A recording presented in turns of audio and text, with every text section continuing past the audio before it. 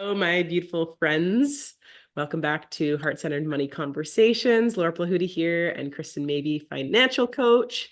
And we are very excited to be back for another episode where we are going to be talking all about the first-time home buyers. So if you are somebody who is either you feel like it isn't really possible for you to be able to have that first investment in your home, or you're somebody that is really wanting to just make the most out of the money that you have in making that possible to really be able to purchase your first home, then this is going to be an episode for you. And Kristen's going to go through the ins and outs of two kind of specific things, the home buyer's plan, as well as the newly available first home savings account. And stick around for this if you are wanting to purchase a property, because there may be some little loopholes that you can get to be able to utilize this account. So a little reminder that this is a series specifically for educational purposes only. So our whole intent with hosting this series is really to provide you, likely you're here in Ontario, Canada. However, some of this, today's will mostly be for Canada. However, a lot of the other episodes, you can take kind of things that we share and implement it into your mindset, into your way of thinking, into whatever country you are in. However, for today, it is mainly around Ontario and Canada. But it is just for educational purposes. And the whole point of this is so that you can really feel empowered in your decision making when it comes to your finances and your financial future, and really being able to set yourself and your family up for financial success. So without further ado, we will invite Kristen in here to share more about everything that involves the home buyer's plan and the first home savings account. And some reminders from the previous episode. If you haven't caught the last episode, we had a chat all about making the most out of your taxes, so your tax returns. So the homework that we had shared, your actionable items were to actually do your taxes, because it is tax season, and also to adjust those contributions so you can really make the most out of the money that you are giving to the government and not overpaying them, and really making the most out of your money. So without further ado, Kristen, I will let you take this away. Thank you so much for being here and just sharing all of your wisdom around these amazing plans and accounts and stuff, so that we can make the most out of what we're doing with our life. Yeah, absolutely. I'm so excited to share about buying a house. We actually just bought our first home in the summer of 2023. So it's really exciting because it's all very fresh, top of Mhm. mind, and I needed to learn everything very quickly so I can get the most Imagine. out of it. And then I became an expert kind of around it. So I'm really excited because this episode actually feeds really well off of the last episode about taxes, because you might even be able to use your tax return to benefit from some of these programs as well. So we'll kind of dive into a little bit of that more. But as Laura mentioned, we're going to be covering two topics today. One is a new first home savings account. I say new, but it's coming up on a year that it's been out, which it's such an exciting product.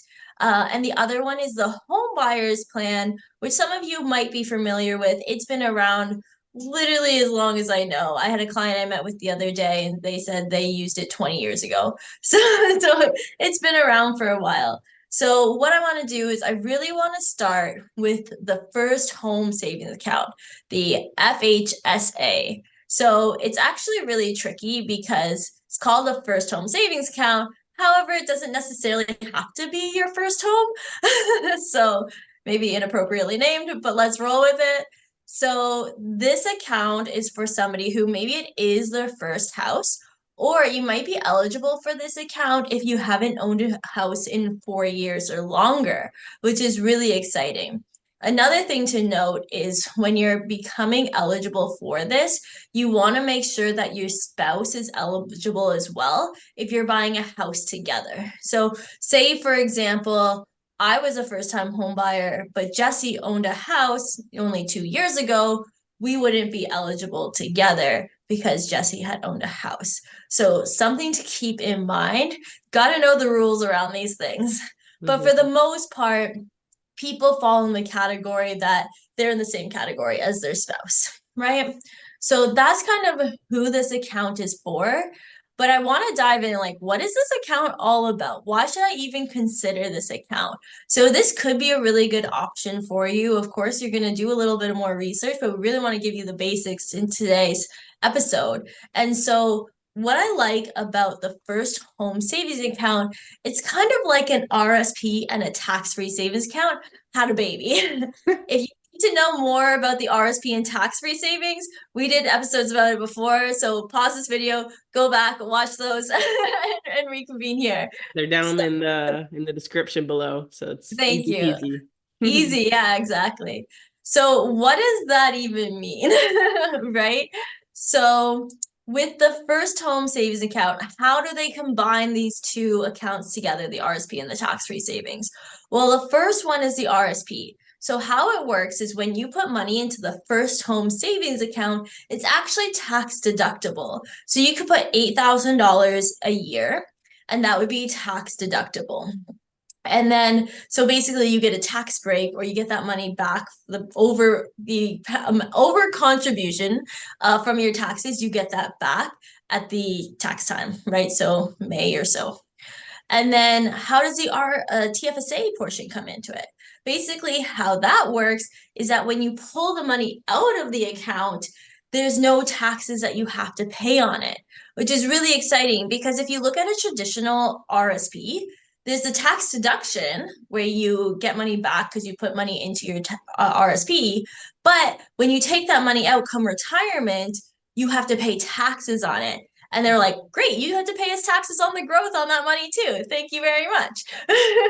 Where in this account, there's no tax on the money you put in and no tax on the growth. So it can be a really great tool for that. So it's really the benefit on both sides of getting the deduction and the tax free of taking that money out. And you don't have to pay that money back, which is really exciting because the home buyers plan, which we'll talk about next, you do have to pay back. So how much can you put into this account? I kind of alluded to this. So you could put $8,000 a year. But Laura, say you put $4,000 this year, well then next year you can do 8,000 plus the extra 4,000 that you had saved up from the contribution room from this year. So it accumulates over time, similar to a tax-free savings account or an RSP. So with your tax-free savings account, they grow your contribution limit every single year. And if you don't use it, that limit just continues to grow. Kind of the same idea. The one disadvantage to this account is if you don't open the account, you don't get that room. So I had clients like end of the year last year, the last week of the year, we're opening up these accounts, putting $25 in it because that allows us to get $7,975 that they could put extra in for this year. All we had to do was open up the account to get that contribution room.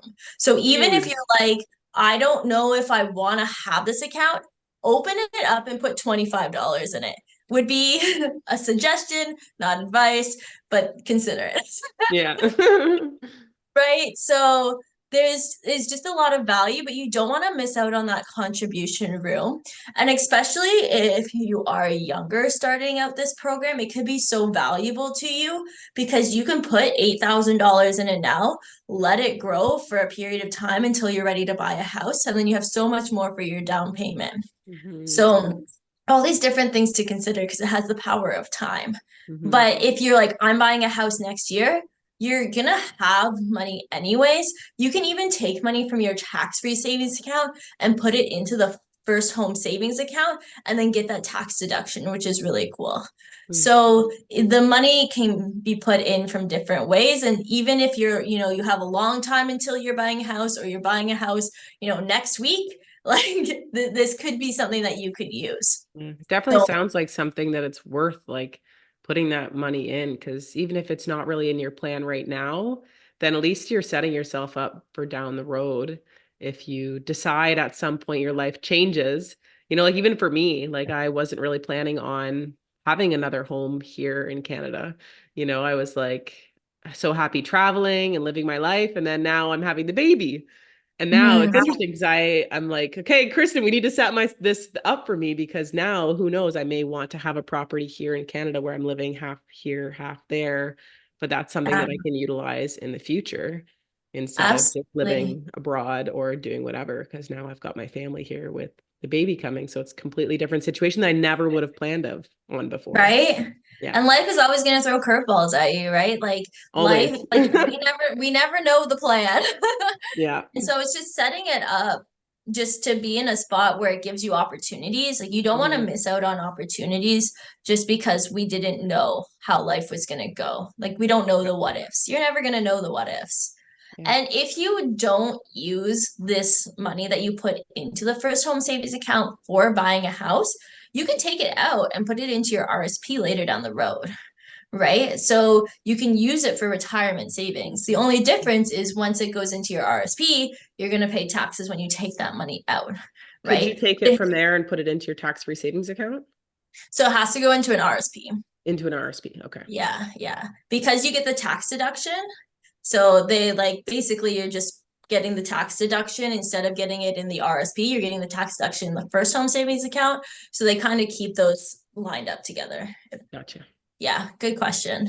So the other really cool thing is, and this is where the tax return comes in, is because you say you put $8,000 in there and it triggers a tax return because you now overpaid on your taxes, like we talked about in the last episode, then you can take that tax return, put it into your first home savings account. What does that do? Hopefully it triggers another tax deduction for next year. Or say you get your tax return and it's $2,000.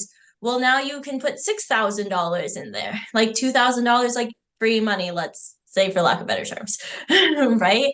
So it's really exciting how this can really benefit you and even just trigger that tax refund, which then you can put towards saving for a house if Hmm. that's what you choose to do with it. Hmm. So a few different options there. That's super epic. Do you have any other questions about the first home savings account, Laura? Um, I don't think so. I know before this episode, we were talking about potentially having it as an investment property, and you had shared that you weren't 100% sure on the exact. However, it could potentially be something that if you still have it as your primary residence and you say rent out the basement, it could potentially still be something that you Yeah. utilize in order to do that so that you have that income property kind of stuff coming in as well.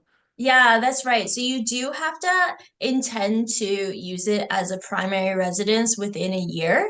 Hmm. But if you're renting out a basement and you're living there, it's still your primary residence. Right. So That's I think, super cool as well. So if anybody's kind of in that area where you're looking at having that investment income coming in as well as having mhm. it as your primary residence, it could still be something that you could leverage. So definitely look more into it for sure.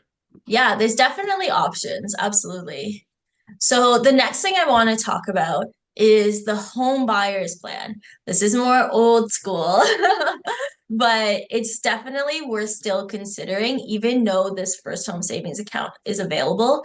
And basically, the reason that they created the first home savings account in Canada is to try to make it easier for people to buy a home because we know the market is absolutely crazy, right? Buying a house seems like a dream. It seems like something that's not achievable, but this is a step that allows us to get a lot closer towards that goal. And so there's definitely options. Like we had been saving for a house for a while, and I was like, let's just like our rent was very reasonable. I was like, let's just invest the money we'd be spending on a house and invest it for, the next 30 years or whatever that looks like. We would have had $2.2 million, I calculated. I'm like, we would probably be fine with that amount, right? Yeah. But then circumstances changed for us, kind of the same thing. Life happened. And so we decided to buy a house. And so it was actually, we were in a better position than we anticipated. Hmm. So definitely just run the numbers when it Yeah. comes to what it looks like for buying a house because there's just so many variables. Yeah. And if And you one need help with, Go ahead. Sorry, no, you go ahead and then I'll chime in. Yeah.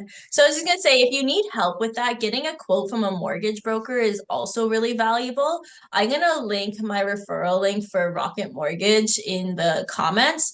I worked with Rocket Mortgage and they were just honestly so incredible. And they really helped us go through the steps, like every step of the way, told us exactly what we needed and kind of what our options were. So I'm gonna share a little bit more about my story, but that's who we used, and sometimes it's just like running through it with somebody who can help you do that just makes the process a lot easier. Yeah, for sure. Yeah. Yeah. I actually lost my train of thought, so I don't remember what I was saying Okay. there. Yeah, no Um, worries. if you want, can you prompt me on what you were talking about, just like prior to, because you were sharing your story about that and looking at Yeah, investment properties, but then I don't remember. I was just saying how you might be in a better position than you anticipate that you are. And it's all about just running the numbers to see where Right. you are. That's what it was.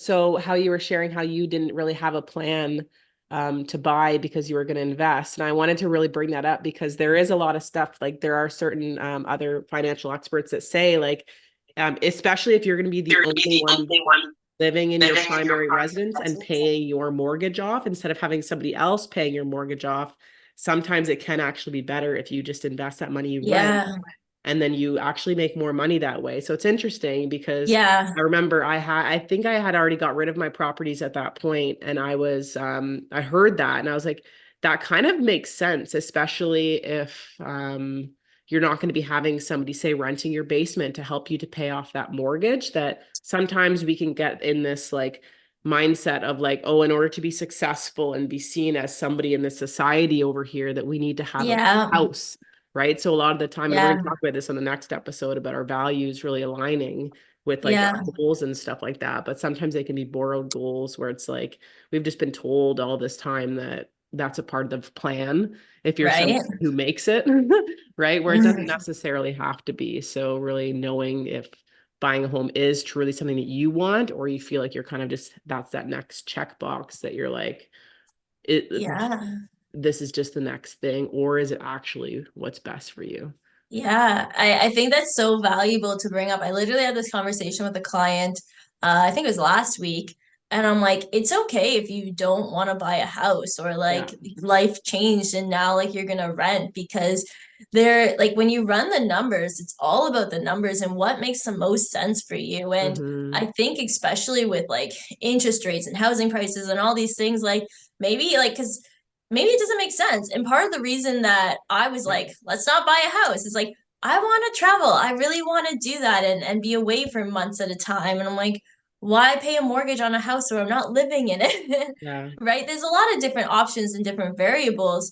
But at the time, I was running the numbers, and that's what made the most sense for us. And Yeah. then life changed pretty quickly. But Yeah. now our goal is to rent out both like where we are now and our basement, and then we'll have the opportunity to travel, right? So there's you can always adjust your goals. And I'm really excited that we're going to talk about that in the next episode for sure. Me too. And so the next one I want to share about is the home buyers plan.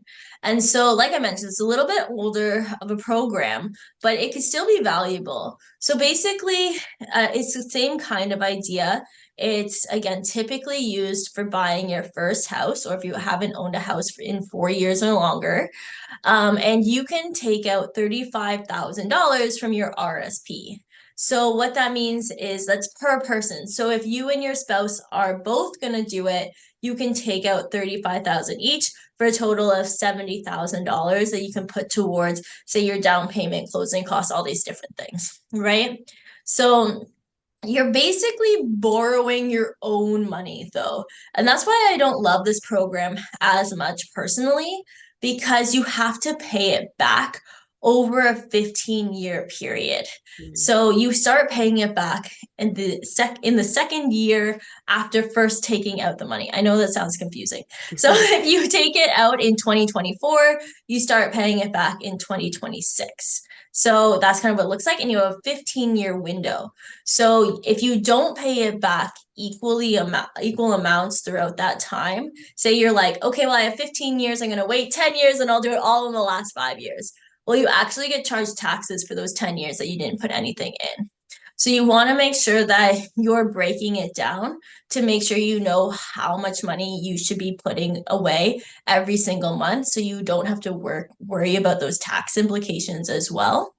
So let's kind of break that down a little bit easier for somebody who maybe will use this kind of program. So if you take out $35,000 and you have 15 years to pay it back, I'll just tell you the secret. It's for $243 a month that you need to put it away. Okay. Mm-hmm. So if you put $243 away, you're gonna be fine. So that's the numbers. If you want to know the math, reach out to me. I'll go through it with you. So that's kind of what it looks like though, with the retirement savings plan, taking out the first home buyers. So it's basically a program inside of the account, where the first home savings account, it's an account all on its own. So it's really important to kind of just look at to see what the options are. Because when you're taking money out of your RSP, say you have been saving for your retirement for, since you were 18 years old, and say you're 35, for example. Well, you've been saving for your retirement all this time. And now if all of a sudden you take out $35,000, you're going to lose the interest that you would have gained by leaving that money in there, because that's a big chunk that you're taking out. So yes, you have that money available to you, but it might affect your retirement down the road, because you have to now pay it back over the next 15 years. You're probably not going to pay it all back all at once. So right.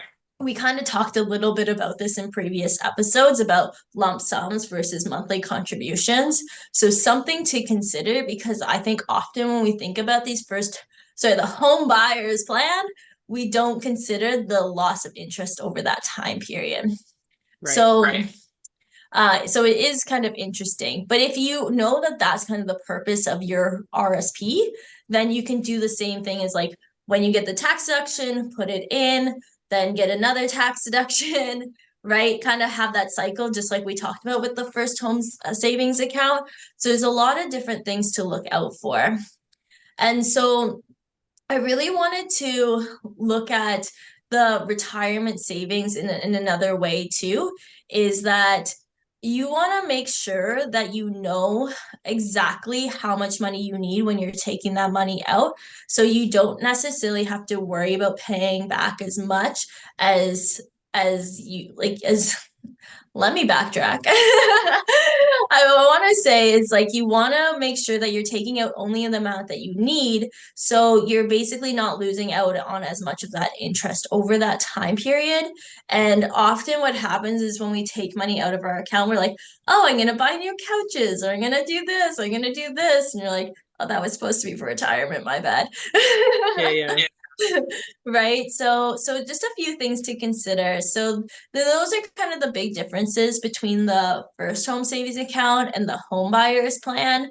I personally feel the home savings account gives you a lot more flexibility, and it doesn't restrict you in terms of the payments to pay it back. It's meant specifically for buying a house.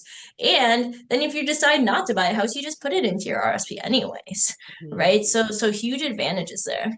Mm-hmm. So I just wanted to share a little bit about our story in buying a house. Like I mentioned, we used Rocket Mortgage. I'll put the link in the comments below there. But they really helped us out on everything that we need. We're both self-employed, so there was a lot that we needed to do and a lot of paperwork and things like that. And they just made it really simple for us. But with the home savings account, the first home savings account, there's no restrictions on how long your money needs to be in that account yet. They might change it down the road. So this is what we did. So basically, we knew that we needed the down payment for like Thursday or Friday, the end of the week. And this account like basically just opened up. So we put the money in, we opened the account on Sunday, which means it probably actually hit the account on Monday because it took time to process. And then we took the payment out on like Wednesday or Thursday. So we would have it in time for our down payment. So literally the money was only in there for a few days. But theoretically, we'll still be able to get that tax return for this year because we put that money in that it's tax deductible. So we still have yet to do our taxes. We're filming this a little bit earlier than it's actually airing. It's a secret.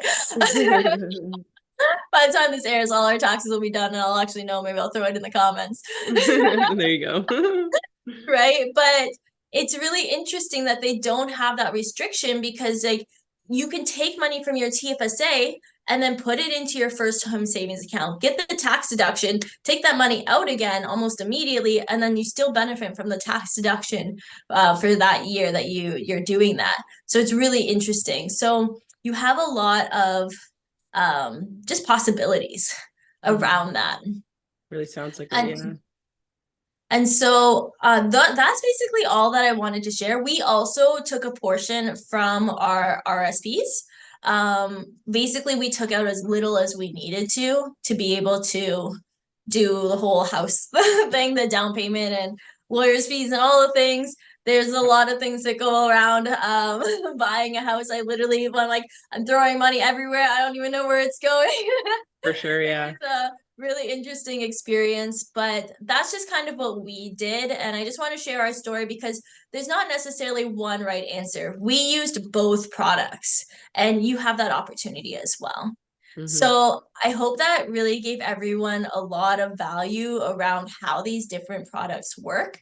In terms of your homework or actionable items today, I want you to, if you're looking to buy a house or will be in the future, reach out to a mortgage agent and just get some information. I feel really lucky. I am surrounded by real estates and mortgage agents in my field of work. So like all the way leading up to the house, I kind of knew exactly where we were at. And so reach out to somebody. Like I said, I'll put the link below if you're interested in reaching out to Rocket. I'm here in Ontario, but I think they do all of Canada. Don't quote me on that. And then just do some research and see which account might work best for you. And maybe some of those details of like, if you're looking to invest, like buy a property to invest in, will this work for you? What are the restrictions? Okay, do I need to live in it for 1 year and then I can, use it as a rental property? So do some research and then open up one of the accounts and just run with it. Just start planning because if we just focus on like the what ifs, we're just gonna hold ourselves back. We don't want to miss out on the opportunities just because the unknowns, because reality is if you put your money in either one of these accounts, like you're just going to be able to take it out later and maybe use it for retirement. If it's an RSP, you'll just pay some taxes on it, but you won't. I personally don't think that you'll regret starting to plan. But again, you don't know. You have to do the research on which account's going to be the most efficient for you. So that's kind of the homework. Talk to a mortgage agent, determine which account is best for you, and then take action. Just run with it. So Laura, I'm going to hand it off to you. Thank you so much for letting me share all of that. Oh my gosh, yeah, no, this is incredible. I wish that I always say, like I say this on every episode, I wish I had this when I was first going through this. Right? We learn so much through experience, but no, it's incredible. So if anybody has any questions that are popping into their mind, feel free to throw them in the comments. And Kristen can answer them for you. If you want to book a call with her, the link is down in the description so that you can pop on there and ask your specific questions that you have for her. She's amazing. And that's great. I think that buying a home in general is such a big decision for people, and really Yeah. being able to know the ins and the outs, to be able to have that space, to be able to ask the questions, to be able to like feel safe to sit with things and like mull through all of the emotions that come up and like what questions do I have, and then continue going and really not rushing that process. But then also being able to Yeah. have that. I think I love that you really shared that tip about just opening up the account, putting Yeah. 25 bucks into it, and then continue your decision making.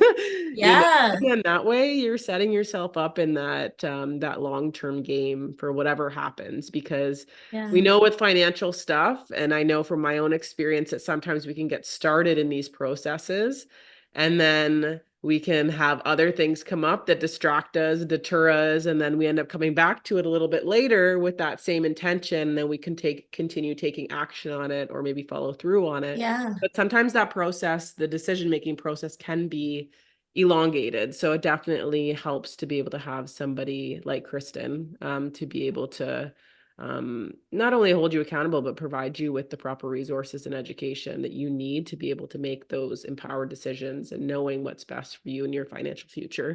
And like I said, I really wish that I had this when I initially went through it. I feel like I definitely would have done things so much differently, if I Mhm. had slowed down the process of life to make these decisions. So thank you so much for being And here and just sharing everything.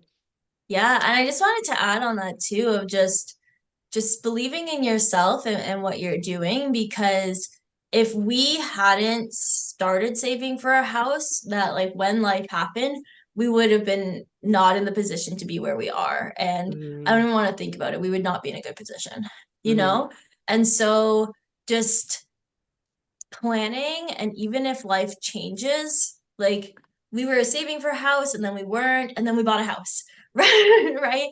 And so it's just getting yourself set up so that way when life does come, which it will, you're Yeah. going to be in a good spot and you Yeah. have opportunities. Like we had the opportunity to say like, let's buy a house, right? So yeah, I 100%. absolutely love that you shared that. Yeah. And it's in this series as well that we're doing, like there's literally episodes for so many different topics. So definitely Yeah. encouraging you, if you're new to this series, check out down in the description below where we go through all of the different topics of each episode, because there's so much there, guys. Oh my goodness. Like you can learn so much and really get yourself ahead just by listening to these episodes and really taking the time to sit Mhm. down and listen to the information that's in it, and also asking the questions, right? Because Yeah. we only know what we know from our experience and what Kristen's seen in her clients. So we're sharing that stuff, but your questions definitely help us to be able to tailor everything, as the Mhm. episodes continue, so we can really make it the most Yeah. valuable for everybody, because there's room at the top for all of us. There's Yeah, not a lack of money absolutely. in the world for all of us to be able to have in our own pockets so that we can live life comfortably and amazingly and really Yeah. thrive in life. So there's no need for anybody to be struggling financially. Mhm. There's ways around everything and Absolutely. solutions for everything. So thank you Yeah. for being here with us. If you're watching, we really appreciate you. And the next Mm. episode is going to be more about the mindset piece around Mhm. it, understanding your values, how to realign your values to so that you can actually have the better follow through on your goals.